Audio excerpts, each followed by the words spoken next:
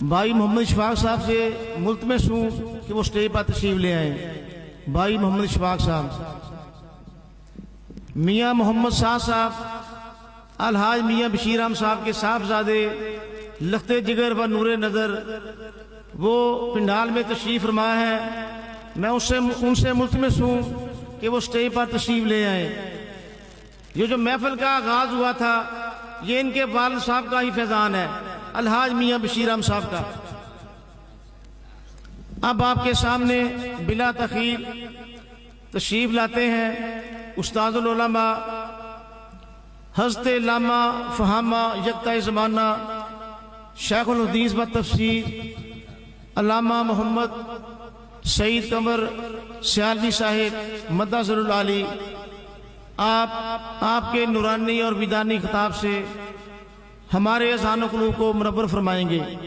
استاد العلماء شیخ الحدیث و تفسیر، آپ جامعہ رضویہ منظر اسلام کے دورہ حدیث شریف کے مدرس ہیں، استاد محترم ہیں۔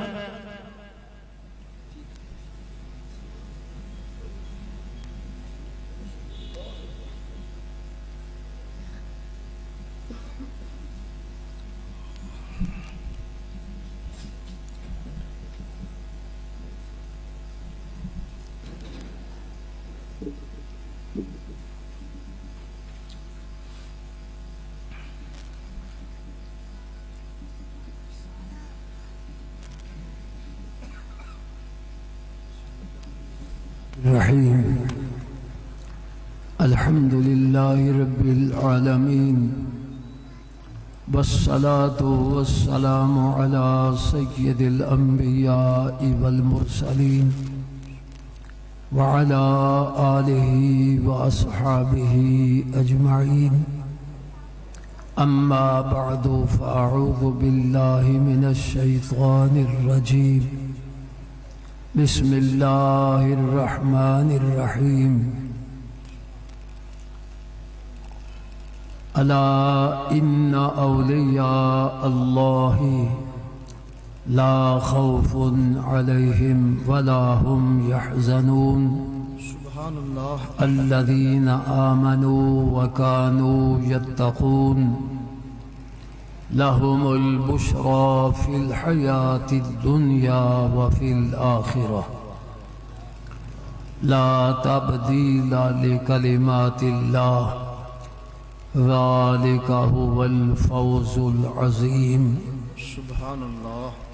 قال الله تبارك وتعالى في مقام آخر: والذين جاءوا من بعدهم يقولون ربنا اغفر لنا ولإخواننا الذين سبقونا بالإيمان ولا تجعل في قلوبنا غلا للذين آمنوا ربنا إنك رؤوف رحيم.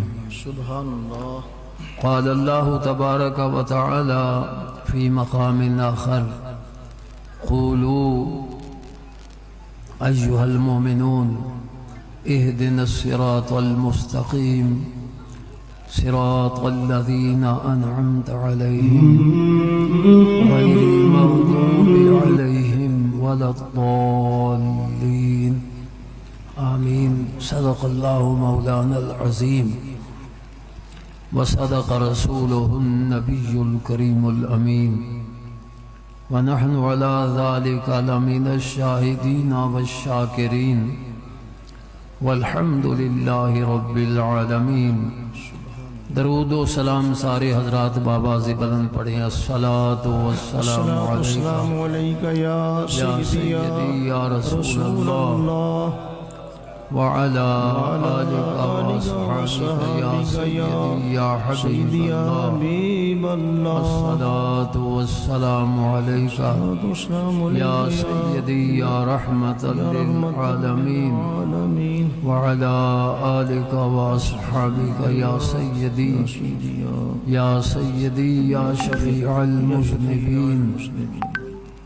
اللہ تعالی جل جلالہ وعم نوالہ اپنے حبیب کریم رؤوف الرحیم صلی اللہ تعالی علیہ وآلہ وسلم کے صدقے اس بابرکت میں مجلس میں محفل میں میری اور آپ کی حاضری اللہ تعالیٰ قبول فرمائے اور ہمیں حق بیان کرنے کی، حق سننے سمجھنے کی اور حق کو قبول کرنے کی اللہ کریم توفیق عطا فرمائے۔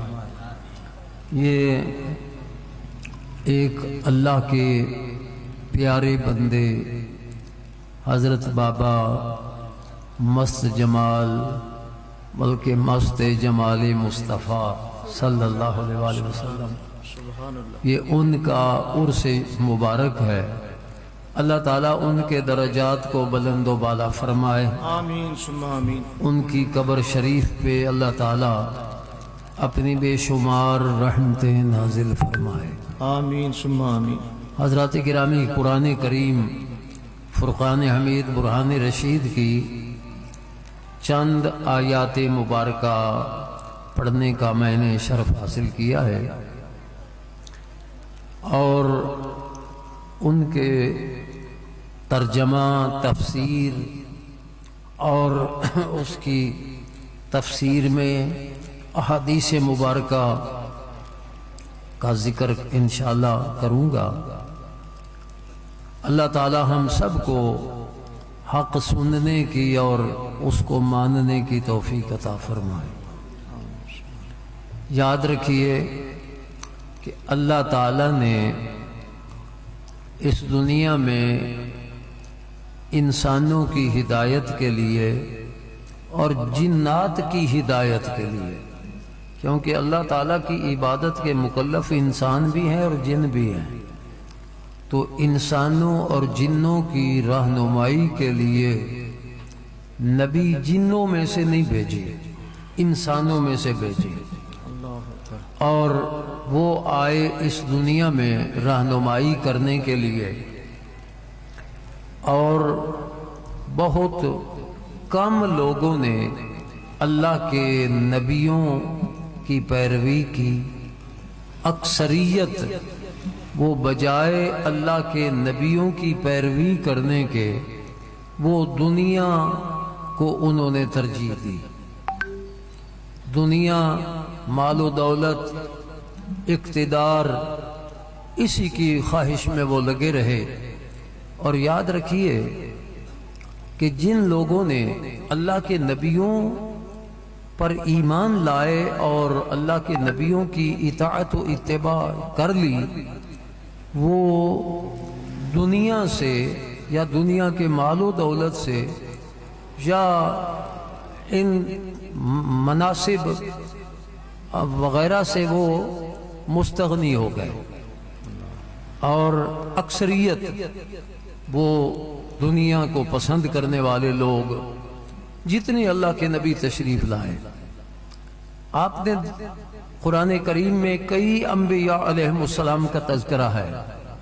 حضرت نوح علیہ السلام کے دور میں کتنا لمبا عرصہ حضرت نوح علیہ السلام نے تبلیغ فرمائی، 950 سال۔ یہ تو آپ نے طوفان آنے سے پہلے تبلیغ فرمائی، لیکن کتنے لوگ ایمان لائے کہ جن سے کشتی بھی پوری بھری نہیں۔ اللہ اکبر۔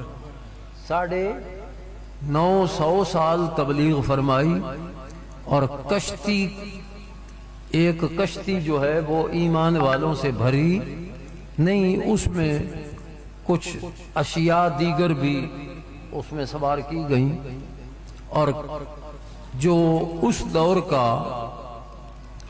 دور کے جو کفار تھے ان کی تعداد کتنی تھی؟ ان کی تعداد بہت زیادہ تھی، اور حضرت نوح علیہ السلام کو جتنی ان لوگوں نے تکلیفیں دیں، اگر تفاسیر میں پڑھا جائے تو بندہ حیران ہوتا کہ وہ نا گرمیوں کے موسم میں حضرت نوح علیہ السلام کو گرم بسترے میں لپیٹ کر اندر بند کوٹھڑی میں ڈال دیتے، ہفتہ پورا۔ یہ تفاسیر میں یہ چیز موجود ہے، اور حضرت نوح علیہ السلام کا واقعہ قرآن کریم میں مذکور ہے۔ جب آپ نے دیکھا کہ یہ لوگ ماننے والے نہیں، بلکہ ان کی نسلیں بھی جو پیدا ہو رہی ہیں، اب 9 صدیاں، 10ویں صدی کا بھی آدھا حصہ گزر چکا اللہ ہو، اکبر.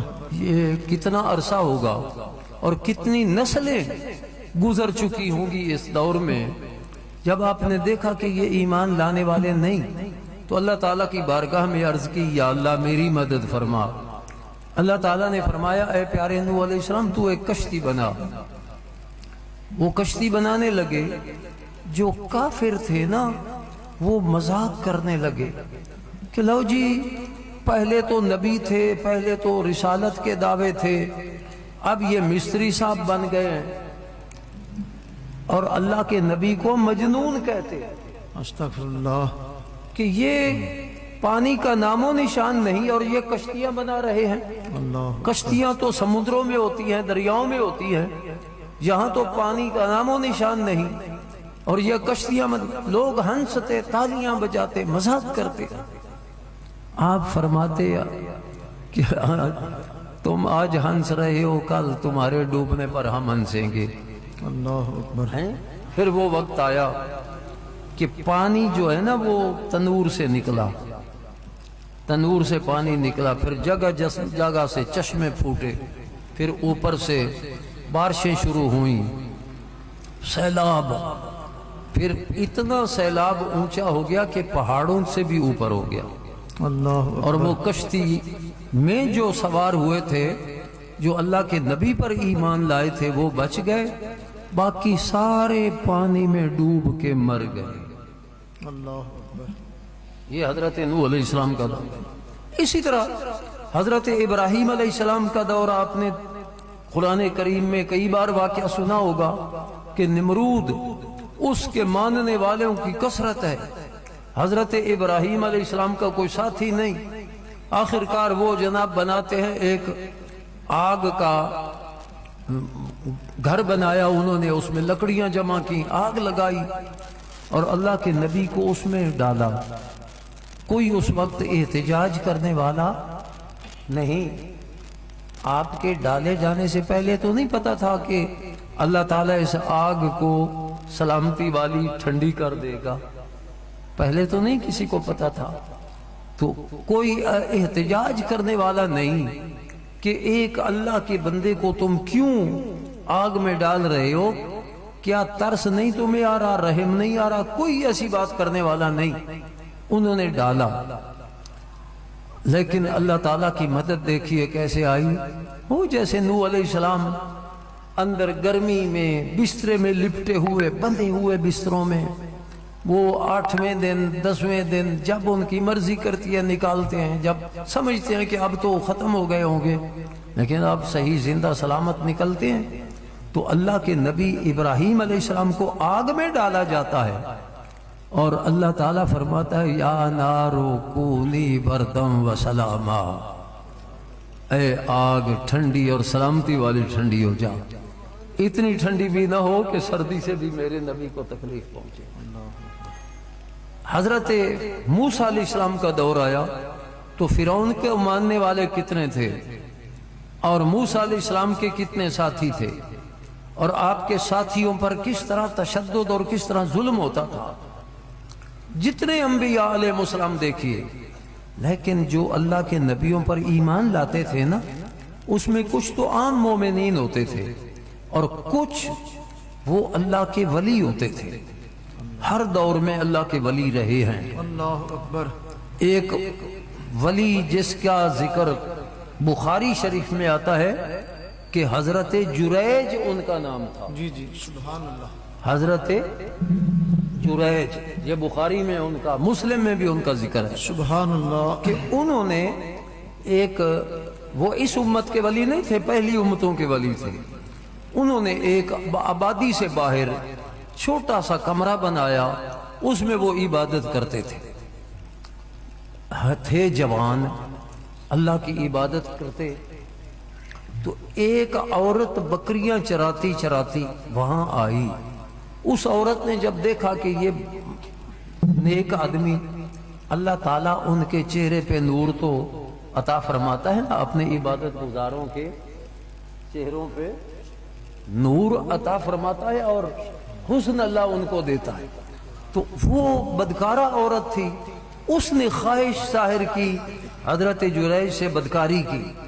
تو آپ نے فرمایا انی اخاف اللہ, میں تو اللہ سے ڈرتا ہوں. جب آپ نے اس کی بات نہیں مانی تو اس نے بدکاری کسی اور سے کی اور حاملہ ہو گئی, بچہ جنا. یہ بخاری میں مسلم میں یہ حدیث موجود ہے, بچہ جنا. جب لوگوں نے اس سے پوچھا کہ یہ تو نے بچہ کس کا جنا ہے, تو جنا تو اس نے کسی اور کا تھا.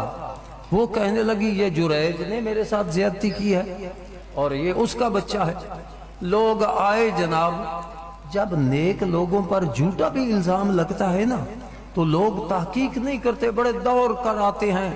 انہوں نے جناب وہ ان کو مارنا شروع کیا. ان کا جو کمرہ تھا عبادت کا اس کو گرا دیا. مار کھا کے اللہ والا وہ جب یہ مار مار کے رج گئے تو اس نے کہا بھائی اللہ کے بندو بتاؤ تو صحیح مجھے مارا تم نے کیوں ہے. کہنے لگے تو بڑا صوفی بن رہا ہے, بڑا مولوی بنا ہوا ہے, بڑا نیکوکار بنا ہوا ہے, کارنامے تیرے یہ ہیں کہ تیرا بچہ پیدا ہو چکا ہے ادھر حرامی. انہوں نے کہا بھائی بچے کو لے تو آؤ میرے پاس. بچہ لے آئے. اس اللہ والے نے اس بچے کے پیٹ پر انگلی رکھی اور فرمایا اے بچے بتا تو صحیح تو کس کا بیٹا ہے, اے بچے بتا تو صحیح تو کس کا بیٹا ہے. تو اس بچے نے بتایا میں فلاں چرواہے کا بیٹا ہوں. اللہ اکبر. جب لوگوں نے دیکھا نا کہ اللہ کا ولی تو اس گناہ سے پاک ہے اور ہم نے ان کو مارا بھی, ان کا ہم نے معبد بھی گرا دیا, تو اس وقت معافیاں مانگنے لگے اور کہنے لگے جی آپ کو ہم سونے کا کمرہ بنا دیتے ہیں, ہم آپ کو سونے کا کمرہ بنا دیتے ہیں. آپ نے فرمایا مجھے سونے کے کمرے کی کوئی ضرورت نہیں, جس طرح کا گرایا تھا اسی طرح کا بنا دو. یعنی پہلی امتوں میں بھی اللہ کے ولی تھے. حضرت سلیمان علیہ السلام کے دور کے ولی کا ذکر نہیں ہے کہ تخت کتنا سفر سے وہ لا رہے ہیں. قال الذی عنده علم من الكتاب انا آتیک بہ قبل ان یرتد الیک طرفک, کہ اللہ کا وہ ولی کہتا ہے جی میں لے آتا ہوں وہ تخت, کتنی دیر میں لے آئے گا, قبل ان یرتد الیک طرفک, آپ کی پلک جھپکنے سے پہلے لا سکتا ہوں. یہ قرآن میں مذکور ہے نا. تو ہر دور میں اللہ کے ولی رہے. تبلیغ دین کے لیے اللہ نے اپنے نبی بھیجے.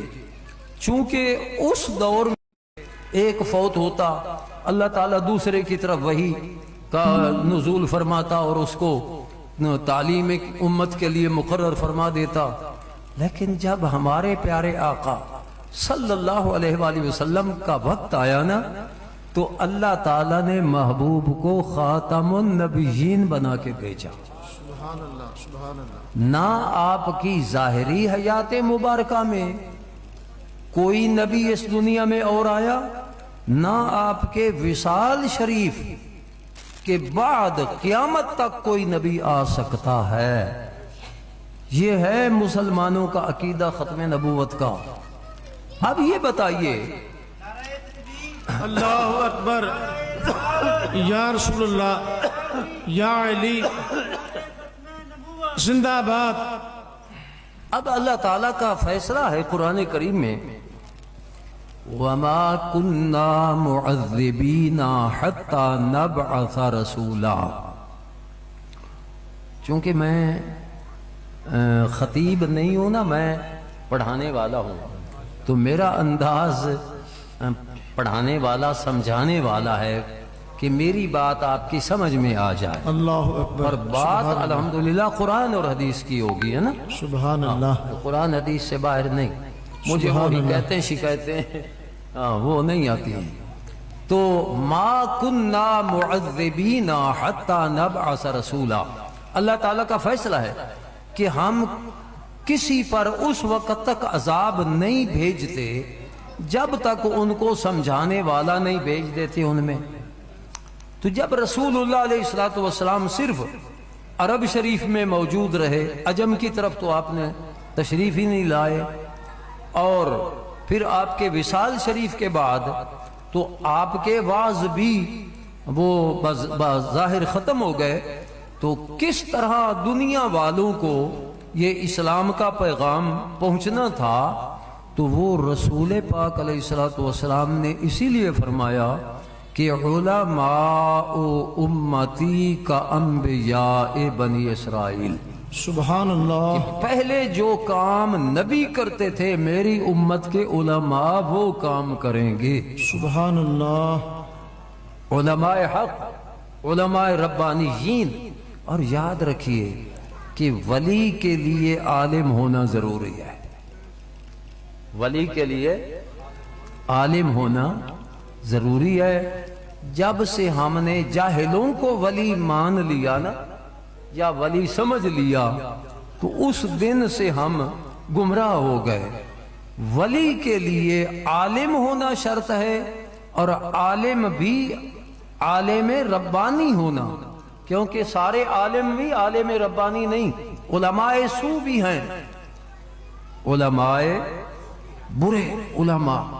اور نبی کریم علیہ الصلوۃ والسلام نے اپنی مبارک حدیثوں میں علماء سو، وہ خود بھی گمراہ ہوتے ہیں، دوسروں کو بھی گمراہ کرتے ہیں، جس طرح علماء حق کی رسول اللہ علیہ السلام نے تعریف فرمائی ہے، تو علماء سو کی حضور علیہ السلام نے مذمت بھی فرمائی ہے، اور ان سے بچنے کی بھی ہمیں تلقین فرمائی ہے۔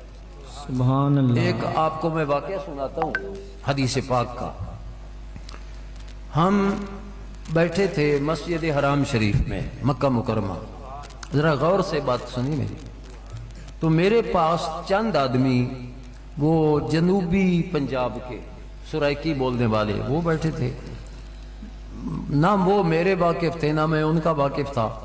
ایک آدمی انہی کے گراں کا آیا، وہ تھا تبلیغی جماعت کا، وہ ان کو تبلیغی جماعت کی فضیلتیں بیان کرنے لگا۔ میں بھی پاس بیٹھا تھا، سن رہا تھا، تو میں نے مداخلت کی۔ میں نے کہا صوفی صاحب، ایک حدیث میں نے سنی ہوئی ہے کہ نبی کریم علیہ الصلوۃ والسلام نے فرمایا کہ آخر زمانے میں کچھ ایسے لوگ ہوں گے یقرؤون القرآن، جو قرآن پڑھیں گے، ولا یجاوز حناجرہم، لیکن قرآن ان کے حلق سے نیچے نہیں اترے گا، حلق سے اوپر اوپر قرآن پڑھیں گے۔ یحقر احدکم صلاتہ ما صلاتہم، فرمایا کہ تم اپنی نمازوں کو ان کی نمازوں کے سامنے، وہ ایسے نمازی ہوں گے کہ تم اپنی نمازوں کو ان کی نمازوں کے مقابلے میں حقیر جانو گے۔ صیامہ ما صیامہم، اپنے روزوں کو تم ان کے روزے کے مقابلے میں حقیر جانو گے۔ تو فرمایا یمرقون من الدین کما یمرق السہم من الرمیہ، وہ دین سے ایسے نکلے ہوئے ہوں گے جیسے تیر شکار میں سے پار ہو۔ تیر لوگوں کی راہ، وہ یا تیرا بھلا ہوئے، اس ساڑی جان نہ ہی چھڑنی، پتہ نہیں تو اے دے نال کی کیتا ہے، جلدی نہ سی۔ ٹھیک ہے نا، یہ قرآن پڑھیں گے ہوں گے گمراہ، نماز پڑھیں گے ہوں گے گمراہ، روزے رکھیں گے ہوں گے گمراہ، دین سے نکلے ہوئے ہوں گے۔ بلکہ مثال حضور علیہ السلام نے دی، جیسے تیر نکل جاتا ہے نا شکار میں سے، اور شکار کے اندر کا خون گوبر کوئی چیز بھی تیر پر نہیں لگتی، ان پر دین کا اثر اس طرح نہیں ہوگا۔ تو اب یہ حدیث دیکھیے کہ وہ نماز بھی پڑھیں، روزے بھی رکھیں، قرآن بھی پڑھیں، لیکن دین سے نکلے ہوئے ہیں، تو پھر دین کیا ہے؟ تو ہم علامہ اقبال والی وہ بات فرماتے ہیں، مغز قرآن جانے ایمان روح دین،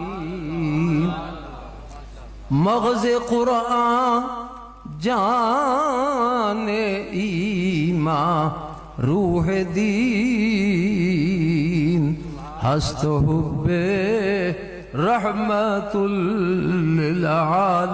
للعالمین۔ قرآن کا خلاصہ، ایمان کی جان، دین کی روح وہ رسول اللہ علیہ السلام کی محبت ہے۔ اس کا یہ مطلب نہیں کہ نمازوں کی ضرورت نہیں، نمازوں کی ہے ضرورت، لیکن میرے بھائیوں، میرے دوستوں، میرے عزیزوں، بچوں، یہ دیکھیے کہ اگر ہم نماز تو پڑھیں لیکن کعبہ کی طرف رخ نہ کریں، پتہ بھی ہو کعبہ ادھر ہے اور ہم دوسری طرف رخ کر کے نماز پڑھیں تو نماز پڑھ تو ہم رہے ہیں، نماز ہو جائے گی؟ جی ہو جائے گی۔ کیوں؟ اس لیے عبادت کس کی ہو؟ کعبہ شریف دے اللہ نماز عبادت میری کرے، تعظیم میرے کعبہ کی کرے، اور اگر تو میرے کعبہ کی تعظیم نہیں کرے گا تو میں تیری نماز ہی قبول نہیں کروں گا۔ تو بتائیے اگر کعبہ کی تعظیم نہ کریں تو نماز قبول نہیں، اگر رسول اللہ علیہ السلام کی محبت نہ ہو تو کوئی عبادت قبول ہوگی؟ اللہ اکبر۔ جس طرح نماز کی قبولیت کے لیے تعظیم کعبہ شرط ہے، ہر عبادت کی قبولیت کے لیے محبت مصطفیٰ علیہ السلام شرط ہے۔ سبحان اللہ، سبحان اللہ۔ ہم نماز کی اہمیت کے قائل ہیں، لیکن ہم اس نماز کی اہلیت کے قائل ہیں جو حضور کے محبت میں پڑھی جائے، نمازی بھی ہو اور محب مصطفیٰ بھی ہو، بلکہ یوں کہیے مست جمال مصطفیٰ ہو۔ سبحان اللہ، سبحان اللہ۔ نعرہ تکبیر، نعرہ رسالت، نعرہ حیدری، نعرہ غوثیہ، حضرت مست جمال قادری، حضرت مست جمال قادری، استاد العلماء محمد سعید قمر سیالوی صاحب۔ اچھا، تو میں عرض کر رہا تھا کہ امت حضور علیہ السلام کی امت کے علماء، وہ خود رسول پاک علیہ السلام نے فرمایا کہ میرے جو امت کے علماء ہیں وہ وارثات الانبیاء، وہ اللہ کے نبیوں کے وارث ہیں۔ جتنے بزرگ گزرے ہیں نا، مسلمہ ولی اللہ، وہ عالم پہلے تھے۔ جی جی۔ حضرت داتا صاحب علیہ الرحمہ اپنے دور کے بہت بڑے محدث، اپنے دور کے بہت بڑے فقیہ، اپنے دور کے بہت بڑے عالم۔ حضرت غوث پاک رضی اللہ عنہ اپنے دور کے بہت بڑے عالم، بہت بڑے فقیہ، بہت بڑے محدث۔ جتنے اگر چشتی سلسلہ کے دیکھیے، حضرت خواجہ معین الدین اجمیری علیہ الرحمہ اپنے دور کے بہت بڑے عالم۔ آج انگریز نے اور ان گمراہ لوگوں نے ہمارے عام لوگوں کے ذہن میں ڈال دیا، وہ جی مولوی تے لڑدے ہی رہندے نے، مولویاں نو کی پتا، درویش ہورنے تے مولوی ہورنے۔ بھائیو، اگر مولوی درویش نہیں تو جاہل درویش نہیں ہو سکتا۔ آئیے سمجھ۔ الحمدللہ رب العالمین۔ تو حضور کی امت کے جو علماء ہیں وہی مشائخ ہیں، وہی علماء ہیں، اور الحمدللہ رب العالمین وہ حضور کے جانشین ہیں، حضور کے خلفاء ہیں۔ اگر کوئی آدمی راہ حق پہ چلنا چاہے گا تو وہ ان کے راستے پر چلے گا، کیونکہ یہ جو ہے نا صراط الذین انعمت علیہم، راستہ ان لوگوں کا یا اللہ ہمیں عطا فرما، ان لوگوں کے راستے پہ ہمیں چلا جن پر تیرا انعام ہوا، جن پر تیرا انعام ہوا۔ تو وہ انعام یافتہ لوگ کون ہیں؟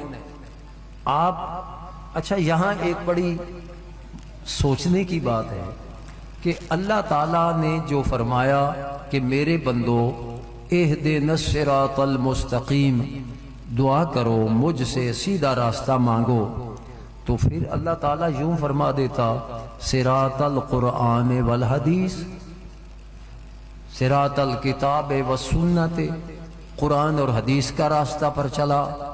تو اللہ تعالیٰ نے قرآن اور حدیث کا نام نہیں لیا بلکہ صراط الذین انعمت علیہم، یا اللہ ان لوگوں کے راستے پہ چلا جن پر تیرا انعام ہوا۔ سبحان اللہ۔ تو وہ الذین انعمت علیہم وہ تو بندے ہیں، وہ تو اب کیا قرآن اور حدیث کا راستہ صحیح راستہ نہیں؟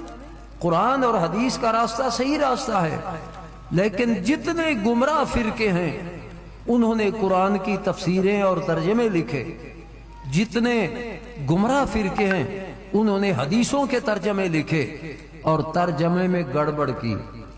قرآن کچھ کہتا ہے وہ کچھ کہہ رہے ہیں، حدیث کچھ کہتی ہے وہ کچھ کہہ رہے ہیں اور کہہ رہے ہیں۔ تو اللہ تعالیٰ نے اس لیے صراط الذین انعمت علیہم فرمایا کہ قرآن اور حدیث کو بھی سمجھنا ہو تو میرے انعام یافتہ بندوں سے سمجھنا، وہ راستہ سیدھا راستہ، وہ راستہ۔ الحمدللہ رب العالمین، آج امام اہل سنت اعلی حضرت عظیم البرکت کا جو ترجمہ قرآن کریم ہے نا، یقین جانیے اگر یہ اردو ترجمہ نہ آتا تو لوگ گمراہ ہو چکے ہوتے، لوگ گمراہ ہو چکے ہوتے۔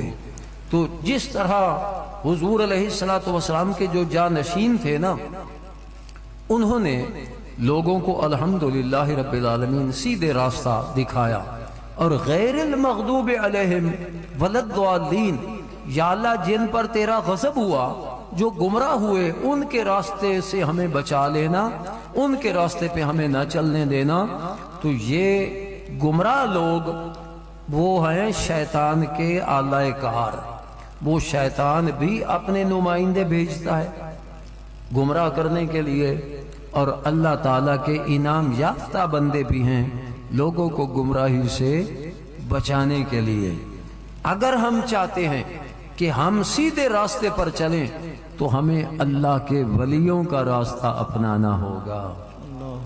اگر اللہ کے ولیوں کے راستے پر نہیں چلیں گے تو گمراہی کا راستہ دوسری طرف ہے۔ اور جو گمراہ کرنے والے لوگ ہیں نا، وہ عجیب عجیب ان کے وار ہیں۔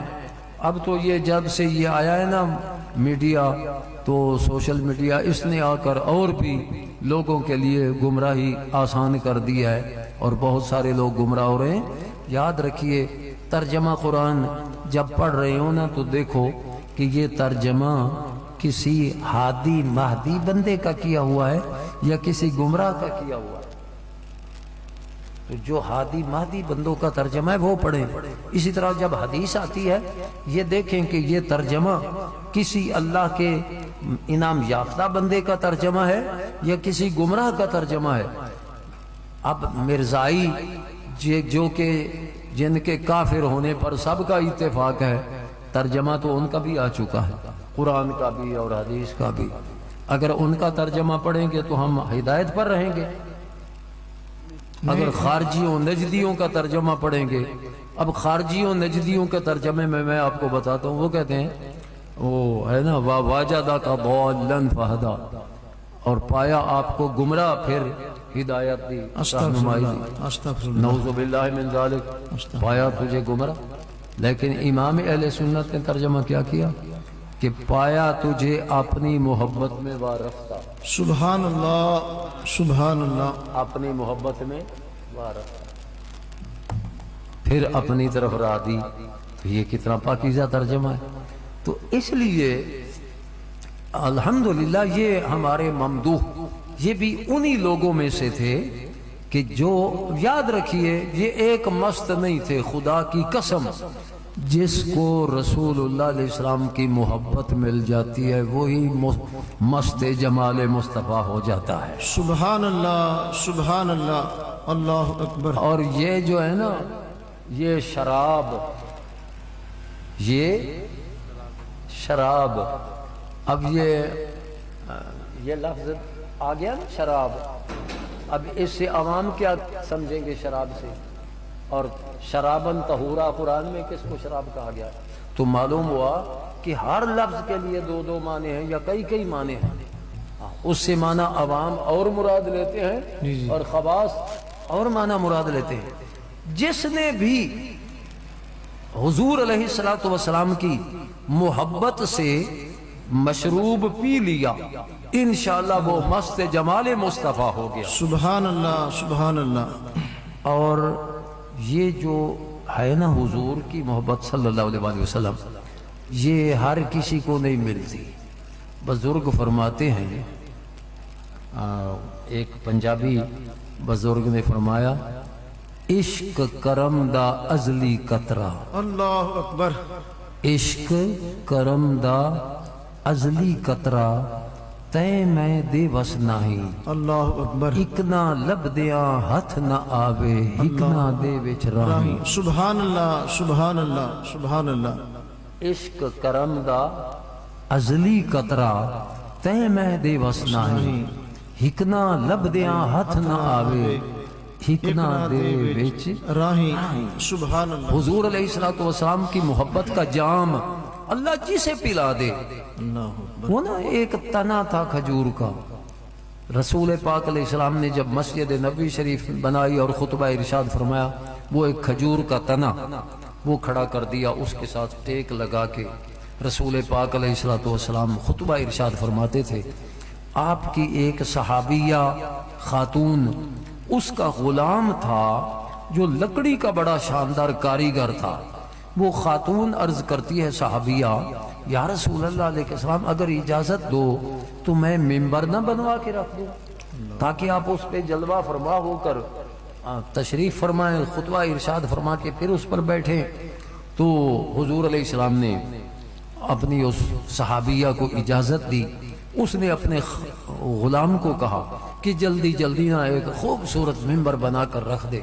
ممبر رکھا گیا۔ نبی کریم علیہ السلام جمعہ کے دن تشریف لائے جمعہ کا خطبہ ارشاد فرمانے کے لیے، تو آپ اس ممبر پہ جلوہ گر ہو گئے۔ یہ غور سے سنی، آپ جلوہ گر ہو گئے ممبر پہ۔ تو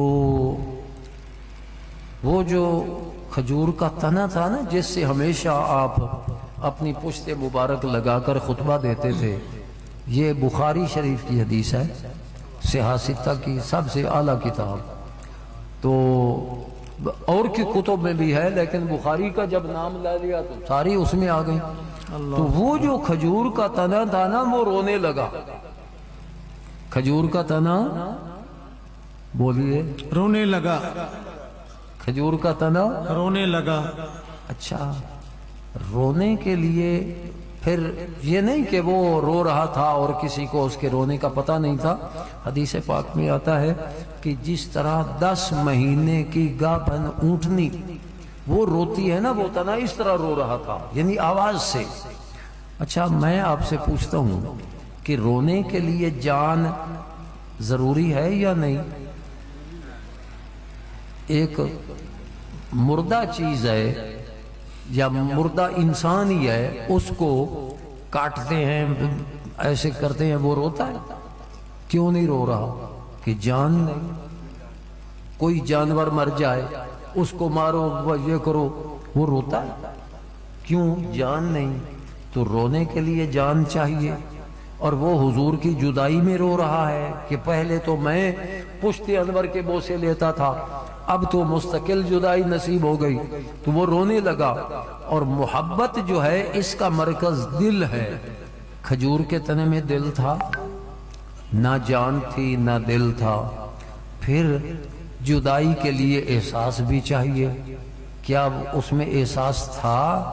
یہ ساری چیزیں اللہ تعالیٰ نے اس میں جان بھی ڈال دی، محبت کا مرکز دل بھی دے دیا، اور اللہ تعالیٰ نے اس کو شعور بھی دے دیا، احساس بھی جدائی کا دے دیا اور رلا دیا۔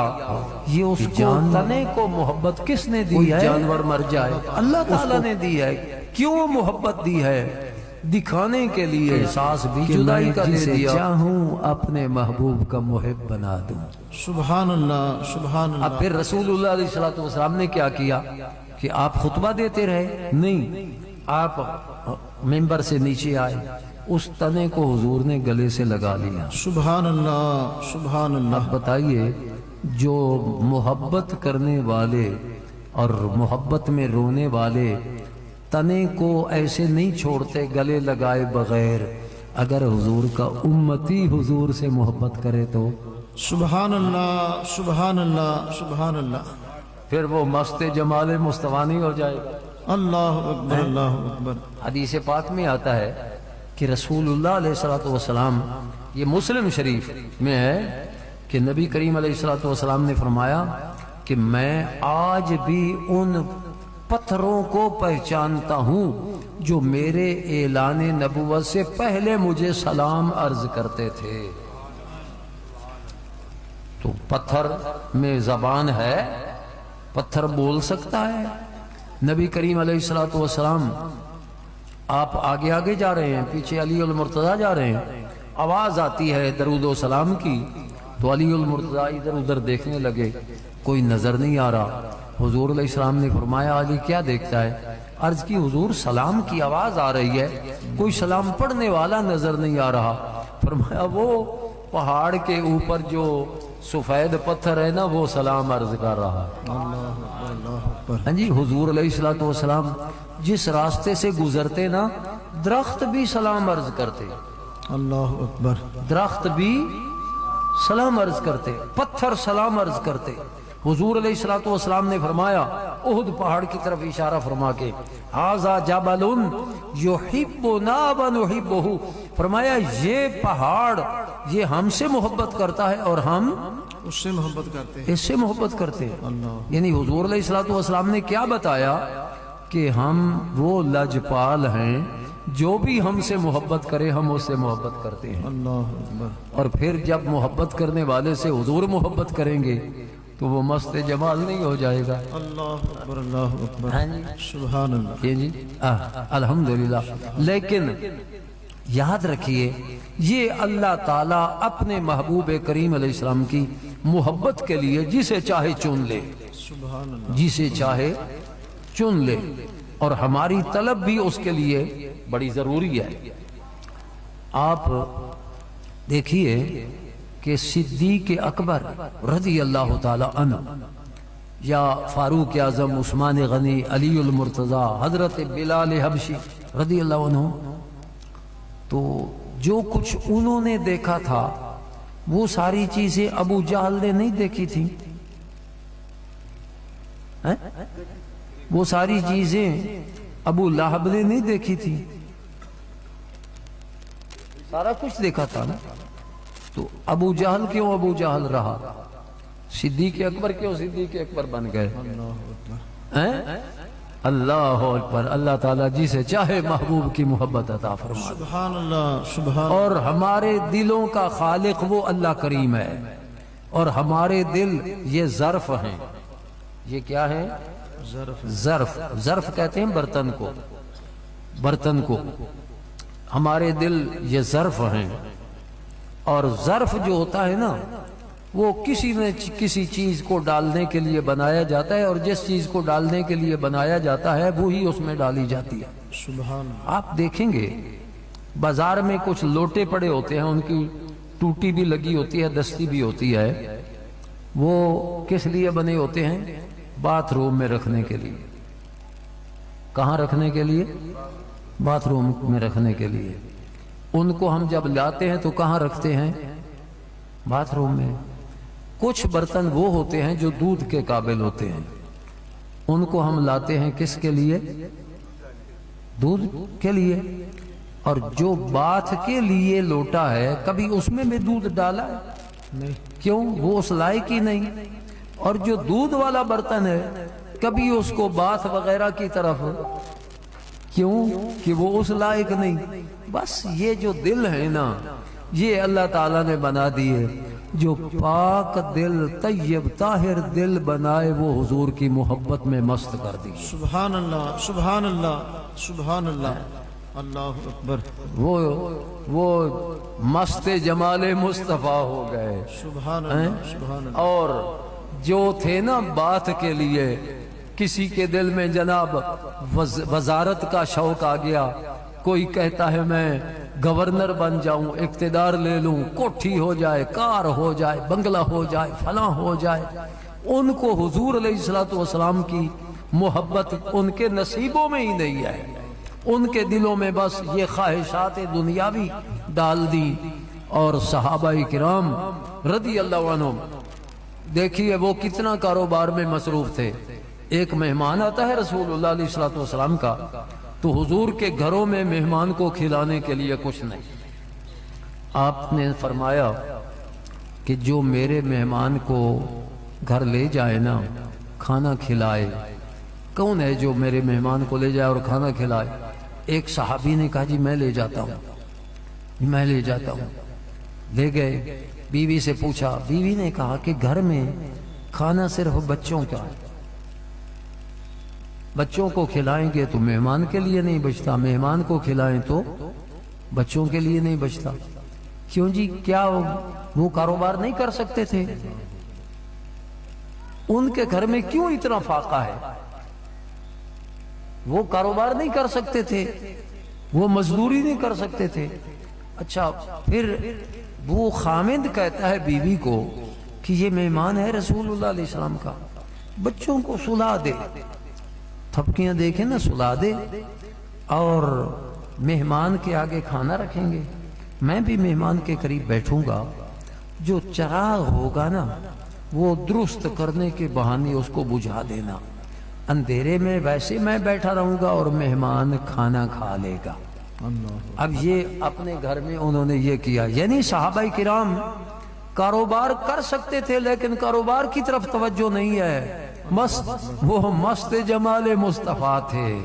چنڈے چولن وچ دربار واہ واہ میاں مست جمال، چنڈے چولن وچ دربار واہ واہ میاں مست جمال، ایتھے لگ رہی گلزار واہ واہ میاں مست جمال، ایتھے لگ رہی گلزار واہ واہ میاں مست جمال، چگیاں ٹون دے اندر میاں مست جمال دی بستی ہے، ایتھے ہر ایک شے مہنگی وکدی، رحمت رب دی سستی ہے۔ سبحان اللہ۔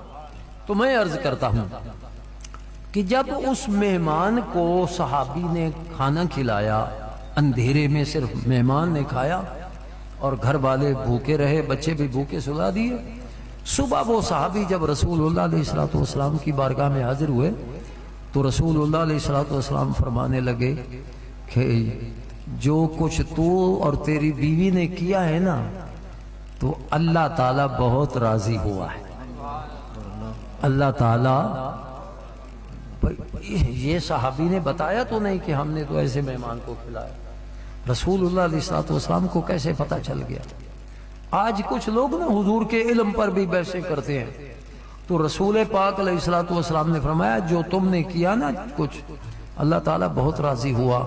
تو بھائیو، اللہ تعالیٰ سے ہم اگر حضور علیہ السلام کی محبت مانگیں گے تو اللہ تعالیٰ ضرور عطا فرمائے گا، کیونکہ ملتا ہے تمنا والوں کو، تمنا ہوگی، قدر ہوگی تو پھر حضور علیہ السلام کی محبت دی جائے گی۔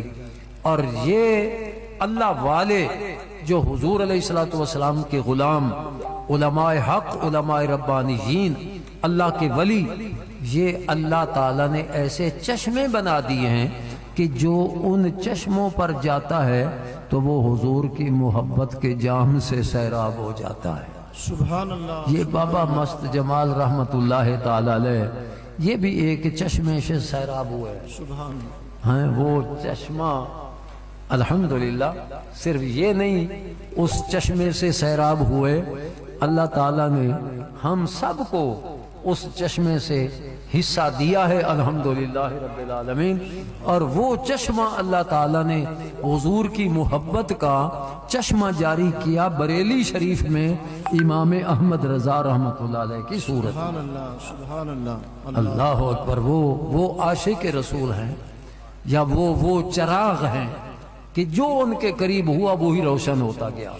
وہ چشمہ ہے جس نے وہاں سے گھوٹ پیا تو وہ مست جمال مصطفیٰ ہوتا گیا۔ سبحان اللہ۔ اللہ تعالی ہمیں رسول اللہ علیہ السلام کے محبوں کے پاس جانے کی توفیق عطا فرمائے۔ ایک حدیث پاک ہے جس کا ترجمہ ایک عاشق پنجابی زبان والے نے بھی کیا ہے۔ وہ رسول پاک علیہ السلام فرماتے ہیں کہ جو نیک جلیس ہے نا، نیک ساتھی اور برا ساتھی، ان کی مثال یوں ہے کہ جیسے ایک خوشبو والے کے پاس آپ بیٹھ جاؤ، کستوری والے کے پاس بیٹھ جاؤ، اگر کستوری نہ بھی خریدو گے، کستوری نہ بھی خریدو گے تو تمہیں خوشبو تو ملتی رہے گی نا۔ اور برے ساتھی کی مثال ایسے ہے جیسے ایک لوہار کی بھٹی کے قریب بیٹھو جس میں وہ لوہا گرم کرتا ہے کہ اگر وہاں سے آگ کے ذرات اڑ کر تمہارے کپڑوں کو یا جسم کو نہ بھی جلائیں گے تو گندا دھواں ضرور تمہارے دماغ میں جائے گا. تو وہ جو پنجابی شاعر ہیں وہ کہتے ہیں کہ صحبت چنگے بندے دی صحبت یارو جویں دکان اتارا. اللہ اکبر. چنگے بندے دی صحبت یارو جویں دکان اتارا تے برے بندے دی صحبت یارو جویں دکان لوہارا. لوہے کی بھٹی کے قریب بیٹھنے سے دھواں گندا پڑتا ہے. تو اگر ہم عاشق رسول بننا چاہتے ہیں تو ہمیں کسی عاشق رسول کا دامن تو پکڑنا پڑے گا, کسی چشمے پہ تو جانا پڑے گا. وہ چشمہ وہ اللہ کے کسی بھی ولی کا ہو, چاہے وہ قادری ہو, چاہے وہ نقش بندی ہو, چاہے وہ سہر وردی ہو, چاہے وہ چشتی ہو. انشاءاللہ وہاں سے ہمیں وہ ایسے چشمے ہیں جہاں سے انشاءاللہ ہمیں عشق مصطفیٰ ہی ملے گا, جہاں سے پھر درود و سلام سے روکنے کی کوششیں نہیں ہوں گی بلکہ درود و سلام کی فضیلتیں بیان ہوں گی. کئی بار ہمارے مدرسہ میں الحمدللہ جب ہم حدیث کا درس شروع کرنے لگتے ہیں نا تو پہلے قصیدہ بردہ شریف کے اشعار پڑھتے ہیں. مولا یار میڈم جو بول رہے ہیں نا نیچے نا کدی اردو چ کدی ہندی دے وچ وہ اس طرح نال لکھیا جا رہا وہ کی سسٹم کیتا ہے نالے رزلٹ تھوڑا ویک کیوں ہوا تھوڑا ویک رزلٹ تے دوسرا ہے کہ راڈ دی لائٹ کس طرح ٹھیک سی کہ بس گزارا ہی آ جڑا نواں لایا ان کو فالج ہو گیا. انہوں نے حضور کی نعتیں تو پہلے بھی لکھی تھیں, اب ڈاکٹروں نے اور طبیبوں نے جواب دے دیا نا کہ یہ صحت مند نہیں ہو سکتے, تو انہوں نے جاتے جاتے کیونکہ میں کیوں نہ حضور کی نعت تازہ لکھ دوں تو یہ قصیدہ شریف لکھا. جب وہ قصیدہ لکھا ابھی تک انہوں نے یہ قصیدہ کسی کو سنایا نہیں تھا دنیا والے کو. تو حضور علیہ السلام کی زیارت ہوئی خواب میں اور پہچانتے نہیں تھے شرف الدین رحمۃ اللہ علیہ. آپ نے فرمایا شرف الدین وہ حضور کی جو نعت لکھی ہے وہ تو سنا دے. وہ کہتے ہیں جی میں نے تو بڑی نعتیں لکھی ہیں, پتہ نہیں آپ کون سی نعت چاہتے ہو سننا. تو آپ نے فرمایا وہ جس کا پہلا شعر ہے امن تذکر جیران بز سلامی مزج دمعن, تو وہ حیران ہو گئے کہ یہ تو میں نے کسی کو سنایا نہیں آپ کو. تو فرمایا کہ میں تیرا پاک رسول ہوں جس کا تو نے یہ نعت لکھی ہے. سبحان اللہ سبحان اللہ. اور پھر رسول اللہ علیہ السلام نے ان کے پہلو پہ ہاتھ پھیرا, شفا یاب ہو گئے. سبحان اللہ شفا یاب ہو گئے. پھر رسول پاک علیہ السلام نے اپنے بال مبارک بھی دیے تحفہ اور چادر بھی تحفہ میں دی. اس چادر کو عربی میں بردہ کہتے ہیں. تو انہوں نے اپنے اس قصیدہ کا نام بردہ رکھا. جب وہ شفا یاب ہو کر صبح اٹھے تو وہ چادر ان کے پاس موجود تھی. اللہ اکبر اللہ اکبر. تو الحمدللہ اللہ تعالیٰ اپنے محبوب کریم علیہ السلام کے عشق کی دولت عطا فرمائے. یہ ہمارے ممدوح جن کے ایصال ثواب کی یہ محفل منعقد کی گئی ہے, یہ بھی الحمدللہ یہ اسی چشمہ عشق مصطفیٰ سے سیراب ہونے والے مست جمال مصطفیٰ تھے. اللہ تعالیٰ ان کے درجات کو اور بلند و بالا فرمائے اور ہمیں سب کو اللہ تعالیٰ اپنے محبوب کی محبت و عشق نصیب فرمائے. سبحان اللہ. یہ اتنی بڑی دولت ہے, یہ اتنی بڑی لذت ہے کہ جس کو ملتی ہے پھر اس کی مٹھاس کا پتہ اسی کو لگتا ہے, ہاں دوسروں کو پتہ نہیں ہوتا. دنیا مردار ہے, مال و دولت کے لیے لڑ رہے ہیں.